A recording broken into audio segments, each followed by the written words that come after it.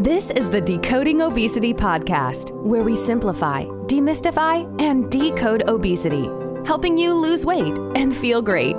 So gear up for a fascinating journey through this ever-evolving field, and let's see what we find. And please remember that the thoughts and opinions on this podcast do not constitute medical advice. Don't forget to visit our website, www.decodingobesity.com, for show notes and more info. And now, here's your host of the Decoding Obesity podcast, Dr. Avishkar Sabharwal.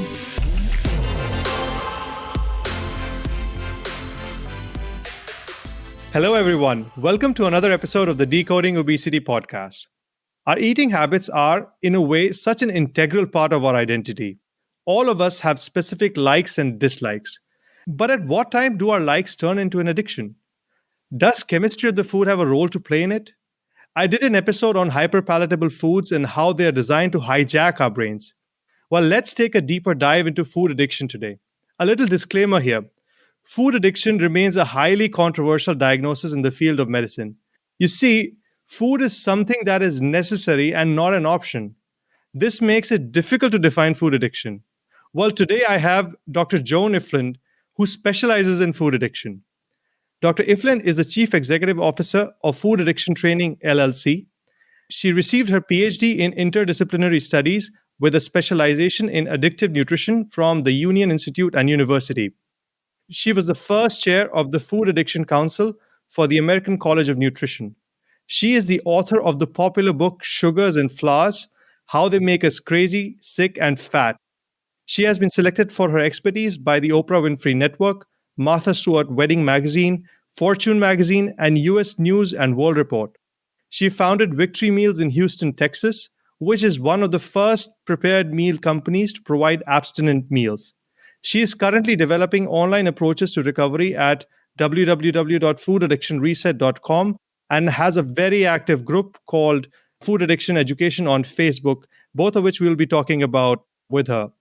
Listeners, I know this is a very interesting topic and we're going to have a great discussion on this. I'm sure you guys are going to love this. Please hit the subscribe button now to stay updated with the latest episodes. I have many more interesting episodes lined up. Welcome, Dr. Ifland. Thank you so much. I'm glad to be here. Yeah. So, this term food addiction is thrown around so loosely these days. But what exactly is food addiction? Well, it looks like every other drug addiction. So it's a drug addiction. You were mentioning how hard it is to understand. It's an addiction that is hard to understand. But just like you divide liquids into alcoholic and non-alcoholic, you divide food into addictive processed foods and real foods. So the addictive processed foods are interpreted by the brain as if they were drugs. And the brain of a person who uses a lot of processed foods is doing the same thing as the brain of somebody who's addicted to drugs. And that means you have hyperactive centers in the reward part of the brain, you have hyperactive stress system, and you have hypoactive and underactive frontal lobe. So the frontal lobe is not able to put on the brakes because all the blood flow is going to the addicted neurons. It's just a very common, consistent brain condition. It's not really mysterious anymore because we have the brain imaging research to show us, you have hyperactive addicted neurons, hyperactive stress pathway, hypoactive frontal lobe. Right. It's a mental condition. So all of us have dislikes and we have our likes. There are certain particular foods that you can eat any time of the day. So at what point in time does that become a food addiction? Okay, so the American Psychiatric Association for the last 50 years has been developing specific criteria to diagnose somebody with an addiction. In my doctoral work, for example, I took those diagnostic criteria for alcoholism and I validated them for overeating. So people are engaged in particular behaviors. You don't have to get a brain imaging study to find out you have an addiction. You can find out from specific behaviors. There are 11 of them. I can go through them if you'd like. Absolutely. I would love to know them. Yeah. Okay. So I wrote the textbook for the field, and there are 11 chapters in the textbook, one on each one of these behaviors. And it's very well documented. There's a lot of evidence that these behaviors exist in overeating. They are unintended use, where you say, I'm going to have one, and then you eat the box, or I'm not stopping, and then you stop, or I'm going to eat clean today, and by 10 o'clock you're at the vending machine. Number two is failure to cut back. We know that most 70% of the US is overweight or obese. And you can say all of those people have failed to cut back. They would if they could. This is some of the evidence that we use to talk about prevalence. Is food addiction common? I think almost everybody has it across a range of severity. Number three is time spent. So you're stopping for fast food, you're thinking about it when you're not eating it, you're in the kitchen back and forth, you're in the break room back and forth, you're at the vending machine back and forth. It just is taking a lot of time. Number four is cravings. People don't even know they have cravings because they've had them their whole lives. I stopped using sugar and flour the first week of January 1996 and coming up to wow. my 25th anniversary. And the cravings stopped. But if you had asked me the day before, do you have cravings? I would have said no, because I have had them my whole life. My very first memory of my life is trying to manipulate an ice cream truck driver into giving me a free ice cream. So I had cravings literally my whole life. I didn't know that you could not think about food between meals. That it was just amazing. So I think most people have cravings. Number five is inability to fulfill roles. You know you're supposed to be able to get down on the floor with your kids, but you can't. Your joints hurt, or you've got all this extra fat tissue, and yet you're still overeating. The next one is trouble in relationships. You're too brain fogged, you're too tired, you're too craving. You want to go off and hide in the laundry room and whatever you hid there earlier in the day, and you just wish everybody would go to bed. And so there are troubles in relationships. Also, processed foods make people irritable and depressed. It's very hard to be in an enhancing relationship when you're irritable and depressed and anxious and shamed. You just don't want people to see you. And then there's time. Let's see, the next one is activities given up. So people are no longer going to events. They don't like their body shape. They would rather go home and eat. They're afraid to go to events because they're afraid that they will lose control over the food while they're there and be embarrassed. And then the last four are hazardous use. You're pulling out of the fast food place and you're driving with your elbow while you are putting in all the fast food, or you can't see your feet anymore and you're prone to tripping, or you're out of balance because of the distribution of fat tissue in the body, or you're brain fogged. We know that obese truck drivers, for example, have more accidents than non-obese truck drivers. And obesity isn't the only manifestation of processed foods. You can have an addicted person who's not obese. And then you get into use in spite of knowledge of consequences. Everybody's got that. I shouldn't eat this, I'm going to do this once. And then there is tolerance. You're eating more of certain foods, particularly the addictive foods, than you were last year or 5 years ago. And then withdrawal. That when you stop using them, you get a headache or you get a stomach ache. Or you can turn this around and think about it a different way, that you're using food for reasons other than hunger. So if you're using it because you have a headache or because you're tired or because you have a stomach ache or because you are furious and you just want to stuff it down, that's withdrawal. You're avoiding withdrawal. That's not an eating related problem. It's a drug use problem. So most people have between 6 is considered by the American Psychiatric Association a serious addiction. And that's really what I got out of writing the textbook, is that most people have this seriously. They have it deeply. It requires a lot of time in recovery to get it to stop. 6 or more, and most people have 6 or more. Yeah. It's interesting that you mentioned that, you quit sugar, what, 96, you said? Sugar and flour. Sugar and flour. So actually, at one point in time, not anymore, but at one point in time, I did quit sugar, and I did see that difference because before that, I would crave the sweet things. Mhm. I was always used to eating something sweet after every meal, Mhm. but it stopped. After that, I did not even want to. I mean, I couldn't care less if something sweet was present or not present. So I did notice that difference. And it's interesting that you mentioned this because I wrote a book at that point in time. And I did mention it in that also that you should actually just stop eating sugar. That's probably the first thing that you should do to kind of get towards a healthier lifestyle because Mhm. it is really addictive. And there have been studies in mice.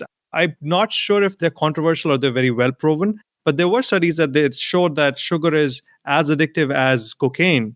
Yeah, there are 3 of them. They're all rat studies, but there are 3 different studies showing that sugar is more addictive than cocaine. Yeah, it's more addictive than cocaine. So, yeah, Mhm. it's very interesting. Now, in this food addiction, is there a pattern that you see in terms of the types of food? For example, alcohol is alcohol, right? Cigarette Mhm. smoking is nicotine or Mhm. cigar nicotine. Do you see a pattern in what type of food types are involved? Yes. I have a whole chapter on the foods and what kind of evidence exists for those foods. Sugar is clearly the most researched, and it doesn't make any difference what kind of sugar, artificial sugar. They're all capable of hyperactivating the dopamine system in the brain. Flour will also give you a glucose high and a serotonin high. Flour has gluten. Gluten has a natural morphine in it, gluteomorphine.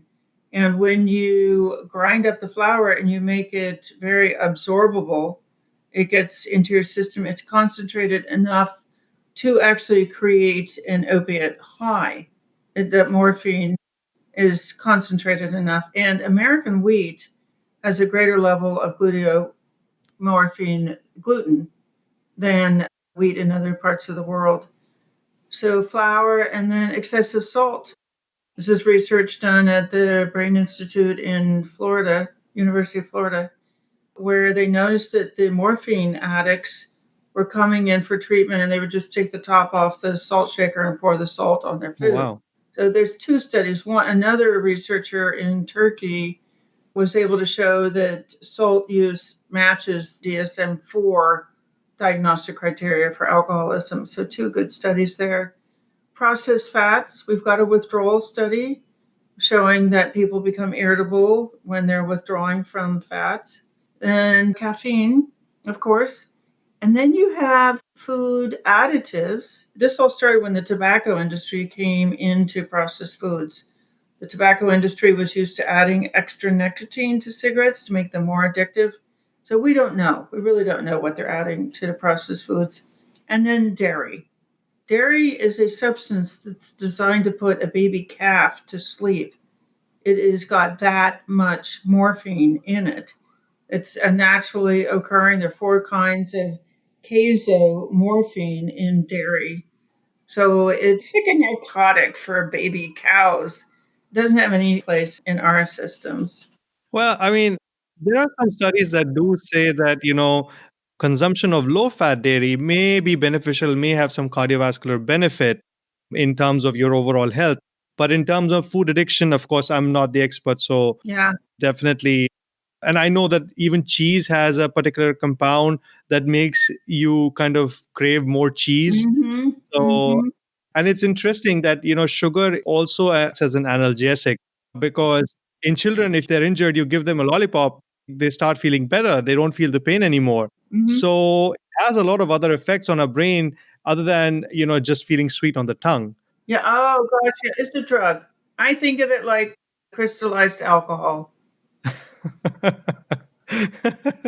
So it's primarily from what I'm getting is it's primarily the processed foods that we're seeing, which have extra salt in them, extra sugar in them, and extra fat in them. That trifecta Mm-hmm. is kind of making you more addicted to these foods. Mm-hmm. And that's what's leading to all of this. It's taking away from your processing power, so to say, from your prefrontal cortex, where you kind of understand what's going on and just kind of bypass that and go directly to your pleasure centers to kind of give you that pleasure and give you that high that you're looking for. Yes, there's really good research showing that the addicted neurons can release enough neurotransmitter that it travels directly over to the locomotion centers. The frontal lobe's never involved. If people describe this feeling like they're a robot and they're just being remotely controlled and they're going off, yes, your frontal lobe has gone offline. Yeah, I'm sure people have had this experience where they've bought something and it's typically quote unquote junk food, and they realize they afterwards they think like, why did I buy this? Mm-hmm. I didn't out to buy this, but why did I buy this? And I'm not quite sure why I bought this. So it's very interesting. And to make matters worse, it's actually also the marketing that goes on along with that, Oh, God. that to hijack our brain as well. So, you have one aspect of food addiction, and on the other aspect is the marketing that's worsening the whole scenario of this food addiction that we're living with. Oh, it's deliberate. So I have an MBA. I took an MBA 42 years ago from Stanford. So I'm very interested in business behavior. I worked for a corporation for 5 years and I grew up. My dad worked in a corporation for his whole career. And we do see this very clearly. There's something called the addiction business model. I published a paper on it this year. It's a model where you can hide addictive substances in the product, like they hid sugar, fat, salt, dairy, all this additives, caffeine in processed foods, like they hid nicotine, extra nicotine in cigarettes. You advertise the heck out of it. You put it everywhere. They took out the cigarette vending machines and they put in soda vending machines. You can buy it everywhere, any time of day, and it's cheap. And then you focus on children. So young age of onset. It's the 5 A's of the addiction business model. The tobacco companies transferred it from tobacco to processed foods. Yeah. And in the mid 1980s, they buy Kraft, they buy Nabisco, they buy General Foods, and you see the obesity rate take off. You see the Saturday morning cartoon commercials for these foods go from 160 per morning to 560 in the space of 7 years. And then within 10 years, the obesity rate in children has gone from 10 to 15%. It's pretty clear. Yeah. And, the worst part is that it's very difficult to consciously try and get away from it. Because if you go to the grocery store, almost everything has sugar in it, has this 99%. trifecta in it. Not even just sugar. I don't want to say just sugar, but has this trifecta in one form or the other. Mm-hmm. You'll find it is so difficult to get away from this. Well, you need training. So one of the things I realized at the end of writing the textbook is that would be the next chapter in my life. I would be focused on translating this research into online services. Because what you see is for a severe addiction, you would normally send someone to residential treatment. You cannot do that with processed food addiction because the home is a trigger. Right. So if you go away and you get your recovery, as soon as you come home, the brain is triggered back into the addicted. Oh, we know this place. This is where we binge. This is where we use sugar. This is where we hide. And nobody goes into a bar or a bakery and sits down and in public eats a dozen donuts. They go into a bar and drink themselves to oblivion, but they won't eat in public. They won't do that kind of volume eating in public. It's shameful. And so they do it at home. And the home is a big trigger. They spend $50,000. They go to residential treatment. They come home and boom, they relapse. Right. It's a big waste. So I knew that the services had to be provided at home. I turned in the manuscript in the middle of 2017. And then at the beginning of 2018, I learned about Zoom. And we put our services on Zoom, and suddenly we had this incredible success. The people were getting control of their food. What you had to persuade them to do is you really need to come in for 2 hours a day or 4 hours a day. We're just about to start to offer 5 live meetings a day around the clock. We're all around the world now. Wow. I think we're in 17 countries around the world. So, yeah, the longest gap between meetings, it's a 7-hour gap Oh, wow. in the evening. Yeah. Wow, that's interesting. I've actually never thought of it that way, that, yeah, at home can be a big trigger for people. So, they associate, and we know that with any addiction, you have to get rid of the triggers. hmm Now, do you see a particular pattern in terms of things that can precipitate this? I'm not talking about the foods per se, but certain behavioral patterns or certain things that have gone on in people's lives to make them sort of more prone to be on the higher end of food addiction. Yes. So, one incredible finding, and it still is mostly a rat finding, is that drugs activate a particular stress pathway in the brain. It's called the CRF pathway. It stands for corticotropin releasing factor. It releases a neurotransmitter that travels to the adrenal glands and releases adrenaline. So, people, when that happens, they're intertwined with the addicted neurons and they will aggravate the addicted neurons, and the person finds themselves eating. The blood flow has left the frontal lobe. They're not in control of their behavior. So, stress is a big precipitator of loss of control. We spend a lot of time online talking about stress.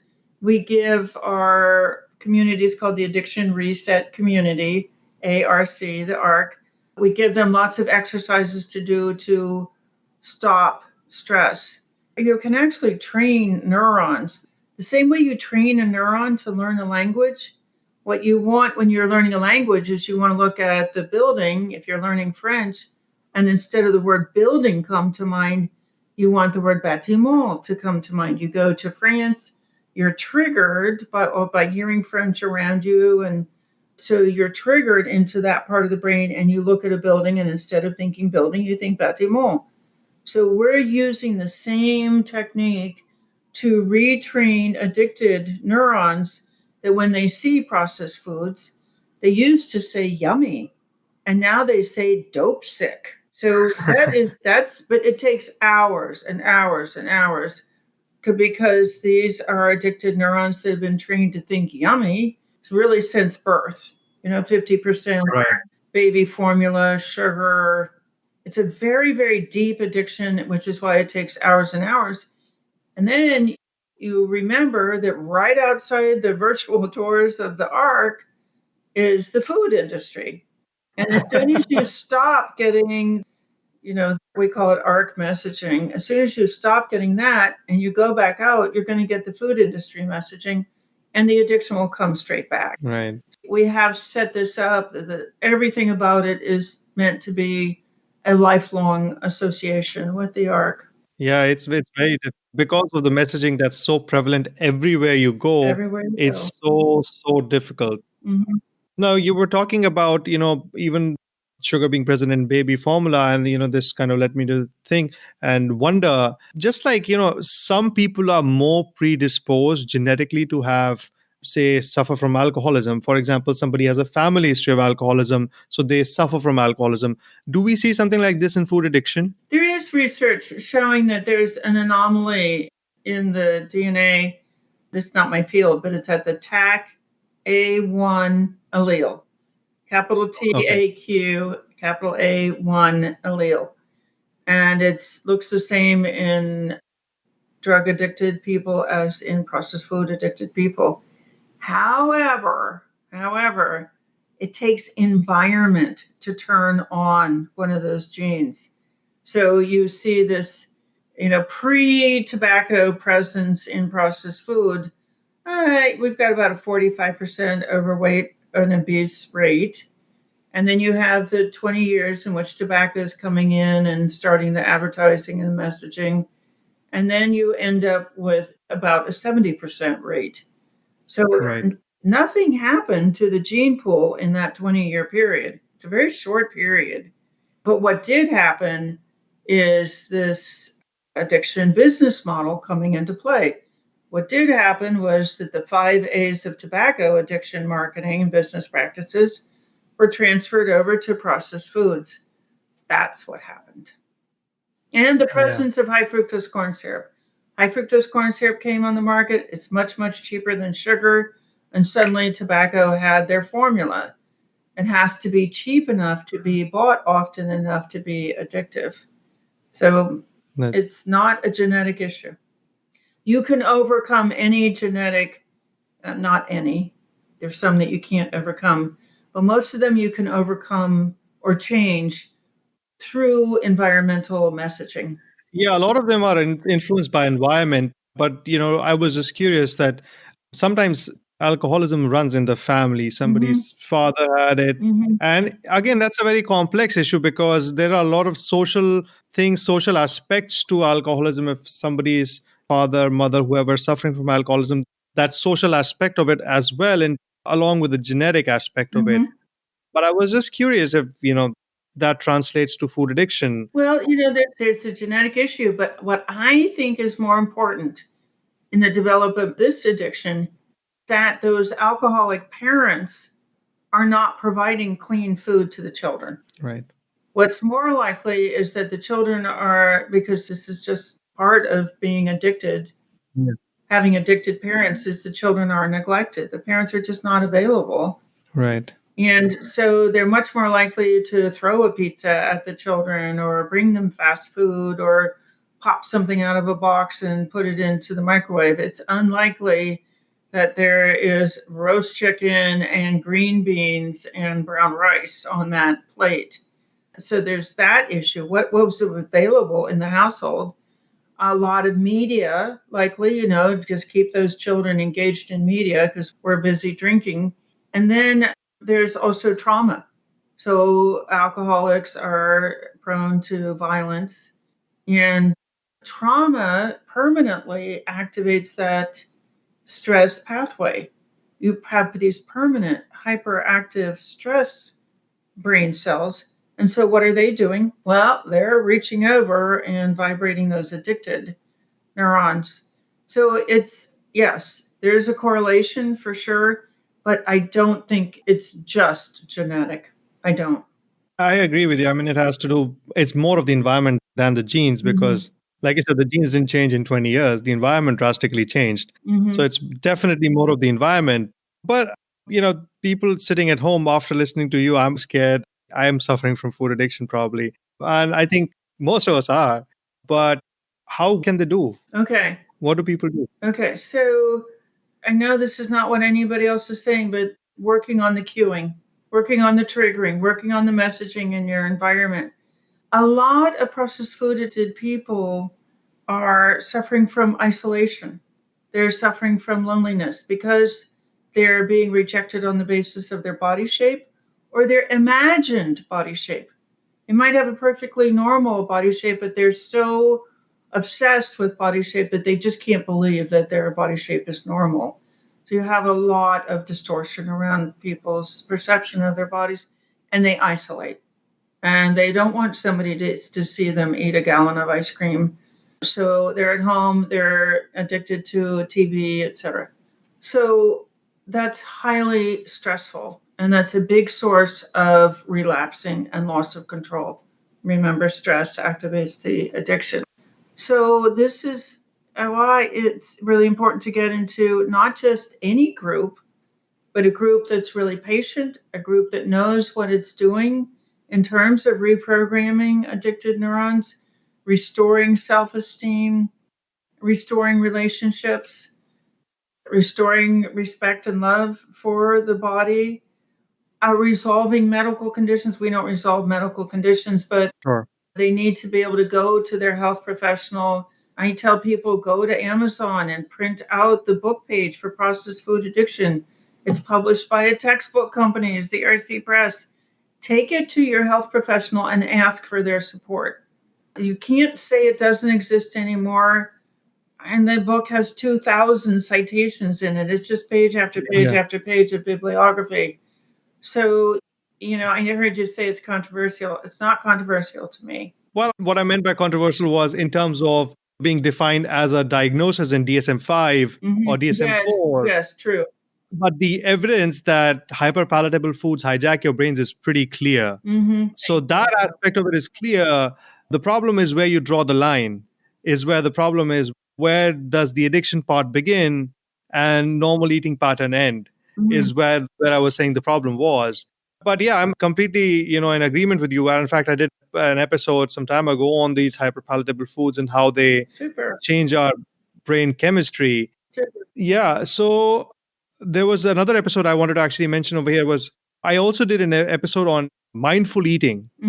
And I think that also may be able to help because it forces you to actually think about your action rather than your brain hijacking the food or the cues hijacking your brain to directly act. It forces you to think as to why you're doing that action. And that can sometimes break that link and help you. What are your thoughts on It can be an element in a comprehensive program. So, yeah, we teach meditation, but I wouldn't dream of telling somebody, oh, just meditate. Now, this is a vicious, deeply rooted addiction. You're facing off against these PhD, psychology of marketing scientists who are going to provoke you every time you walk into the grocery store. It's not going to do the job. This is a much, much bigger job than mindfulness can address. Intuitive eating, none of that is big enough. It's a severe mental condition.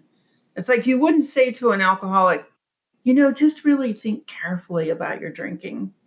No, you're going to get the heck out of the bars, get into AA. If you need to, go to 2 meetings a day, study the big book, get a sponsor, get in a group. You can't see those drinking buddies anymore. It's a comprehensive program. But even AA was designed for alcoholics, middle-aged white guys in the suburbs of Colorado. It's not a strong enough program for processed food addiction.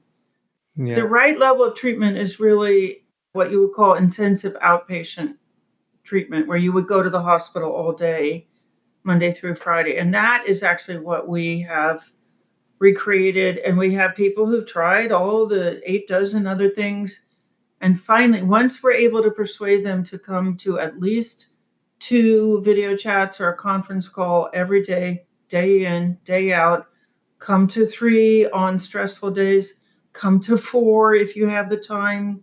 We're training ARC managers. So we have the chat and then we have a study group afterwards.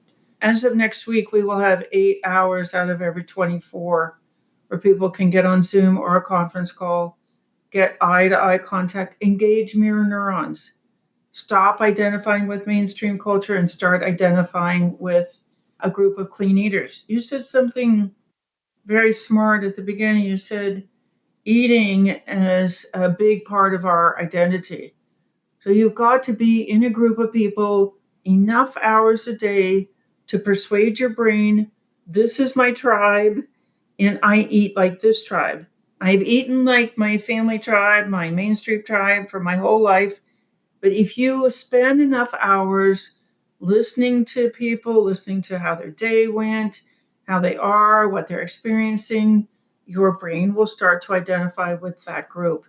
You can't really reasonably expect to eat differently.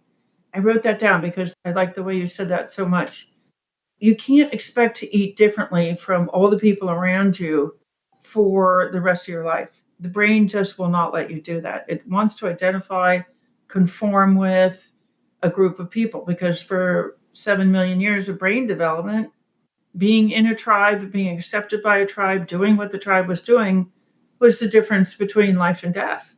Right. If you weren't a tribe, you wouldn't live. So we're very, very tuned in.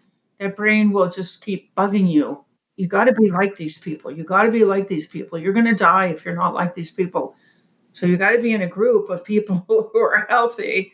So that as your brain does that primitive conformance drive thing, you're conforming to healthy behavior. So when do people actually reach out to you? What makes them realize, is there a time when people say, yeah, maybe I do have food addiction? Or Is there something that somebody points out to them that reach out to you for help? Because, people, like you said, a lot of us suffer from food addiction. Just we may have more than the 6 out of the 11 points that you mentioned. But at what time do people realize? Because not everybody knows about those 11 points, but what do people feel when they're reaching out to you? They feel the insanity. They feel the mental illness.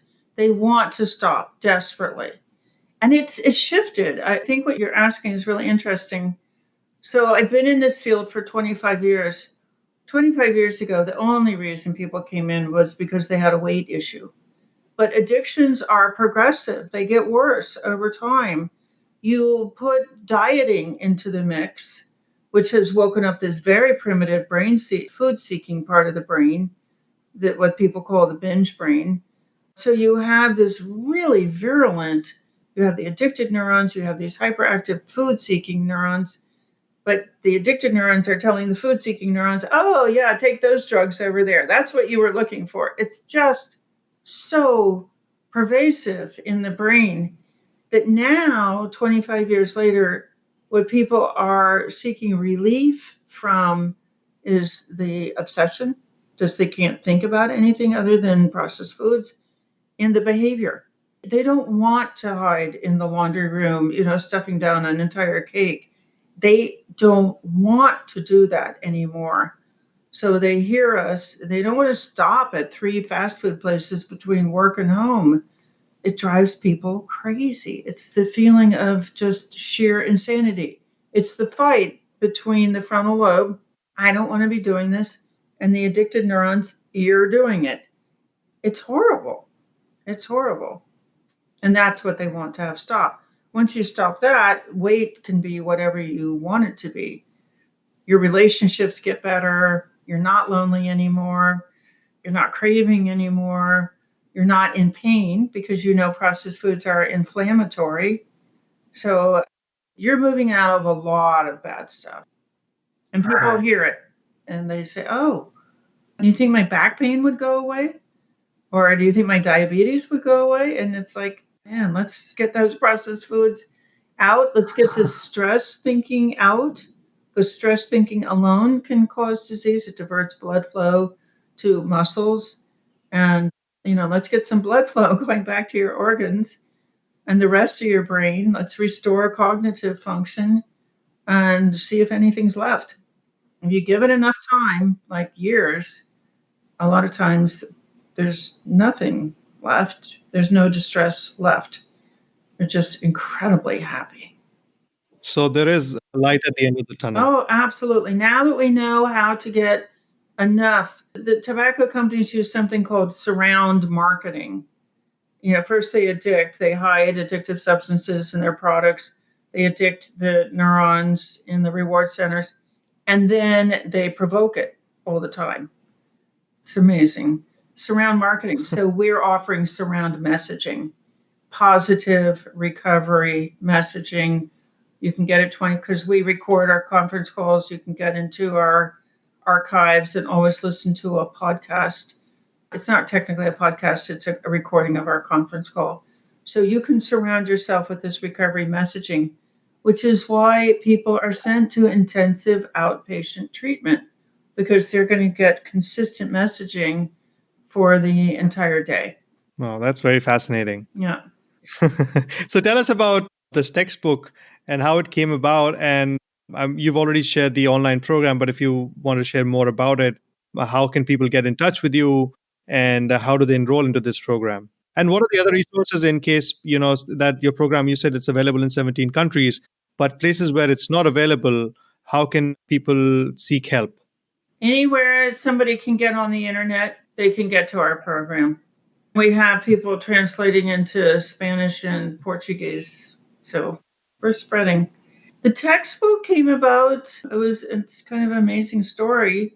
One of my doctoral committee members, and just a wonderful man, Harry Preuss, he writes textbooks. He's at Georgetown Medical School. He's the founder of the American College of Nutrition. I think he tells me he didn't do it, but I think he did. He suggested it to CRC Press. And they came to me and said, would you write the textbook for the field? my dad had died, and he'd left me enough money that I could actually sit and write a textbook. It took 3 years. Wow. And my stepmom, who's Belgian, lived in Cincinnati, where Union Institute is and where I grew up.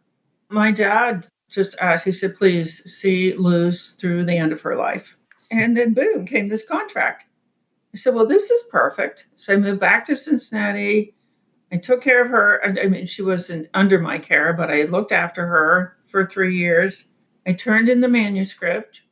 She died 3 or 4 months later, and moved to Seattle to be where my younger daughter is. And it took 3 years. CRC Press thought it would take a year and a half. It took 3 years. I looked at probably 8,000 studies. I picked out 2,000 studies. I wrote about 70% of the book, and I had to get the experts in the field. So Nicole Avena is in here, Eric Stice, Pamela Peak, Harry Prus, my doctoral committee member, Marianne Marcus, who is the expert in mindfulness and addictions. She's got a chapter in here, and we got it done. But in the middle of writing this, I did realize that the thing that I had been missing in the prior 20 years or so was the severity of the addiction. And once I knew it was a severe addiction and that classical treatment would call for residential treatment, which didn't work for food addiction, then I knew I had to provide the equivalent of intensive outpatient. That's the next level. If you have a severe addiction and you can't go to residential, you go to intensive outpatient programs. So that was our goal. When we got into Zoom, our goal was to provide the equivalent of an all-day program. Well, we're on for 7 days a week, and it's working finally. The hard part is to persuade people that they actually do need to come in at least 2 hours a day. I say to people, well, we have 4 hours. And then 4 hours a month? No, 4 hours a day. It's hard to pull people off the weight loss model. The weight loss model says, oh, if you have heroin addiction and you're emaciated, because heroin has 0 calories, so that addictive substance, it suppresses natural food seeking, and processed foods suppress natural food seeking. It's called a picky eater. You've got an 8-year-old who won't eat any real food. Well, that's because the processed food addiction has suppressed natural food seeking. So anyway, it works. People who've never had control of their food, if we can get them to come to 2 hours a day of programming, gradually. We also understand that lapsing is normal and it takes a long time. However, you're making progress because your days of normal controlled eating get longer and longer. Your periods of lapsing get shorter and shorter. It takes a long time. It could take years. And then you have to expect that there might be a day in which you have stress and fatigue and a lot of queuing, and you might pick something up. It's no more interesting than a skin knee. It's going to hurt. You're going to just come in. We're going to put our arms around you. We're going to say, I'm so sorry. This is such a wicked addiction. And really do get some rest and put some ice on the headache. So it's a very deeply compassionate program. People have been blamed for having this addiction. They've been humiliated because they can't get control of their food. They've been re-traumatized in support groups because they're not the right body shape, or they're being fired by sponsors because the sponsor doesn't have a clue about how to support somebody through what could be a multi-year process of gradually having longer periods of abstinence and shorter periods of lapsing. So pretty exciting. I got to tell you, it's very exciting. I'm listening to you. It's very interesting because I haven't heard of a program for food addiction like the one that you're describing, like the one that you have. So how does this program go in terms of, is there an initiation phase or a maintenance phase, or is just basically constant cueing about the right habits? No, so we made it affordable. it's just jam-packed all day long, every day. We have programs on holidays. The addiction never rests. We never rest. We're with our members fighting off these cravings. So it's $59 a month. And that's something we always save our members $59 at least on the food, the medical expenses, the over-the-counters, the random shopping. I mean, I counted up one day, there are 40 ways in which we save people money. I think the biggest thing we do in terms of money is we reduce the fear of a medical crisis that will then bring on a financial crisis. Because if you're eating clean, all the major expensive bankruptcy kind of medical crises are all diet related. They're all coming out of processed foods. So the diabetes and the heart disease and the stroke and all that, those are diet related diseases. And we see blood work numbers head straight towards normal pretty darn quickly once you get the processed foods out. It's not fat tissue causing those problems. It's the processed foods. So the cool thing about this, unlike smoking, when you give up processed foods, you start feeling better incredibly. Your blood work numbers start getting better like right away within weeks, sometimes within days. So you get these really cool rewards. The depression is lifting, the anxiety is going straight down, you feel calm, you're able to make decisions, your memory comes back. It's really rewarding. So we're training our people how to identify all these benefits and make sure that the person, our member, knows that they're coming directly out of giving up the processed foods. We see research showing that the more you understand about the consequences, the more likely you are to stick with the program. It's incredibly fun to do what we do because people have been told you're going to have this for the rest of your life. Your feet are going to hurt for the rest of your life. And then 6 weeks later, they're not hurting anymore because the inflammation has gone down. So, Yeah, that's fascinating. Yeah. We have that level of service, and then we're going to introduce a more intense level, which will be more like in the $500 a month range, $497 a month. Just people who need that extra level of service. Sure. So that we're going to call it a concierge level of service. The basic $59 a month. And then we can quote that in a lot of different currencies around the world. People don't have to pay us in dollars. We have members in Canada, the US, Mexico, Colombia, Australia, Russia, China, Hungary, Austria, South Africa, UK, Wales, Ireland. Yeah, we're everywhere. That's amazing. This was really fascinating. This is eye-opening for me because I never knew that such a service existed. Thank you. For people, and this is really, I think it's going to be very helpful for our listeners. Listeners, as we're nearing the end of the year, and what a year this has been. Oh my goodness. Yeah, I have some very exciting episodes lined up, which will set you up for success in the next year. Mm-hmm. And you do not want to miss these. And I need a little help from you. I want to hear from you. I need to know if the content that I'm presenting is of value to you.